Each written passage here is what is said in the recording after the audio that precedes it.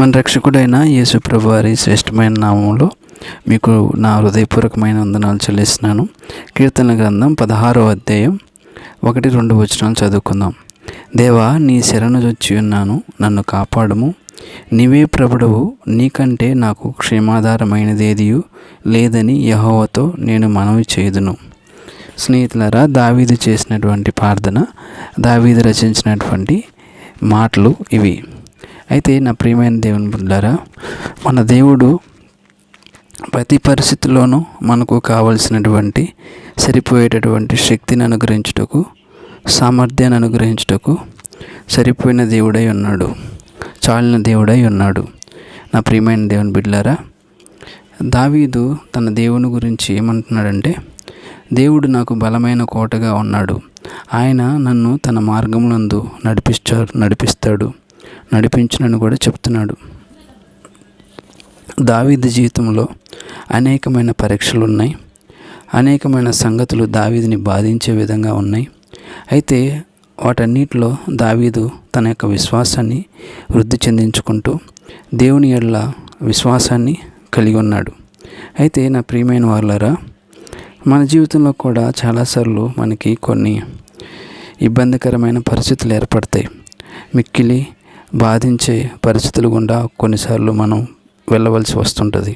అయితే ఆ సమయాల్లో మన విశ్వాసాన్ని వృద్ధి చెందించమని, మన విశ్వాసాన్ని బాగు చేయమని మనం ప్రార్థించే వారంగా ఉండాలి. నా ప్రియమైన వాళ్ళారా, దావీదు ఏ ఇబ్బందికరమైన పరిస్థితుల గుండా వెళ్ళాడో వాటన్నిటిలో దేవుడే నా బలము, దేవుడే నా కోట, దేవుడే నా ఆశ్రయదుర్గమని దేవుని మీదే తన హృదయాన్ని ఆనుకున్నాడు, దేవుని మీదే తన మనసుని గురి నిలిపాడు. అయితే స్నేహితులారా, మనం చాలా ఆలోచించవలసిన విషయం ఏంటంటే, మన స్నేహితులు మనల్ని ప్రోత్సహించేవారుగా ఉండకపోవచ్చు, మన బంధువులు, మన ఆప్తులు మనల్ని బలపరిచేవారుగా, ప్రోత్సాహపరిచేవారుగా ఉండకపోవచ్చు. కొందరు ఆ విధంగా మన గురించి తలంచకపోవచ్చు. అయితే నా ప్రియమైన వాళ్ళారా, దావీదు ఏమంటాడు?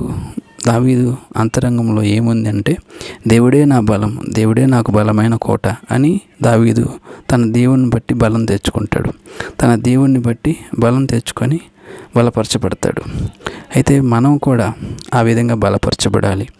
మనం కూడా ఆ విధంగా బలపరచబడటానికి దేవుని మీద మన హృదయాన్ని నిలపాలి. అయితే దేవుని యొద్ద నుండి ప్రోత్సాహం పొందుకోవడానికి, దేవుని యొద్ద నుండి ఆదరణ పొందుకోవడానికి, దేవుని యొద్ద నుండి మనం ప్రోత్సాహం పొంది నడిపించబడటానికి ఆయన యొక్క శక్తిని దేవుడు మనకు అనుగ్రహించును. దేవుని బిడ్డలారా, ఆయన బలం, ఆయన శక్తి నిరంతరం మనల్ని నడిపిస్తాయి.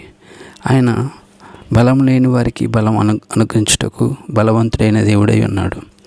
మించిన బలము గల వారి కంటే బలహీనులను బలపరచడానికి, ఆయన బలాన్ని అనుగ్రహించుటకు నిత్యం చాలిన దేవుడై ఉన్నాడు. ఎంత అద్భుతమైన దేవుడు మనకున్నాడో చూడండి. ఆయన మన బలం లేని వారికి నిజమైన బలాన్ని అనుగ్రహిస్తాడు. మనలో చాలాసార్లు బలహీనం అయిపోతాం, బుద్ధిహీనులు అయిపోతాం. అయితే ఆయన ఏమంటాడంటే, ఆయన బుద్ధిహీనులకు వివేచన అనుగ్రహిస్తాడని చాలా వాక్యం స్పష్టంగా చెప్తుంది. అంటే బుద్ధిహీనులకు వివేచన అనుగ్రహిస్తాడు, బుద్ధిహీనులను సరిచేస్తాడు. ఆయన సన్నిధిలో నిందారహితులుగా నడుచుకుంటకు బుద్ధిహీనులకు వివేచన ఇచ్చి, వారి యొక్క ఉద్దేశాలను పరిశుద్ధపరిచి, వారి హృదయాలను, వారి నాలుకను, వారిలో ఉన్నటువంటి బలహీనతలన్నింటినీ తీసివేసి ఆయన సహాయం చేస్తూ నడిపిస్తూ వస్తాడు. నా ప్రియమైన వాళ్ళారా, దావీదు ఎలాగైతే నా దేవుడు నాకు బలమైన కోటగా ఉన్నాడని దేవుని యొక్క శక్తిని బట్టి ప్రోత్సహించబట్టుకు ముందుకెళ్ళాడో, అందుకే ఆయన అంటాడు, నేను నీ శరణు చొచ్చున్నాను, నన్ను కాపాడుమని. నీకంటే క్షేమాధారమైనది ఏది నాకు కనిపించట్లేదయ్యా, ఏది లేదని ఎవరి మీద కూడా, స్నేహితుల మీద కానీ, బంధువుల మీద కానీ, ఇరుగు పొరుగు వారి మీద కూడా కానీ తన మనసు నిలుపుకోకుండా తన బలాన్ని ఈ ఇబ్బందికరమైన పరిస్థితుల్లో కూడా సహాయం చేయగలిగినటువంటి దేవుని మీదనే ఆయన దృష్టి ఉంచాడు, ఆయన మీదనే ఆనుకున్నాడు, ఆయన మీదనే తన మనసంతా ఉంచాడు.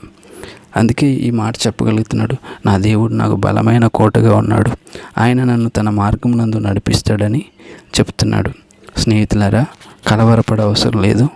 ప్రతి పరిస్థితికి సరిపోయిన శక్తిని, బలాన్ని అనుగ్రహించుటకు మన దేవుడు మనకు తోడుగా ఉంటాడు, మనతో ఉంటాడు, మన పక్షమందు ఉంటాడు.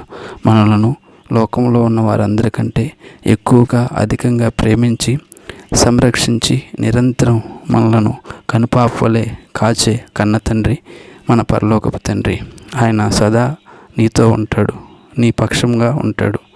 కలవరపడవలసిన పని లేదు కనుక ఆయనే మనలను, మన ఉద్దేశాలను పవిత్రపరుస్తాడు కనుక, ఆయనే మనకు సంపూర్ణమైన బలాన్ని అనుగ్రహిస్తాడు కనుక, ఆయనే బలానికి, శక్తికి ఒక ఆధారమైనటువంటి దేవుడు గనుక, ఆయన ఆదరణ, ఆయన బలం పొందుకొని ఆయనలో బహుగా వృద్ధి చెంద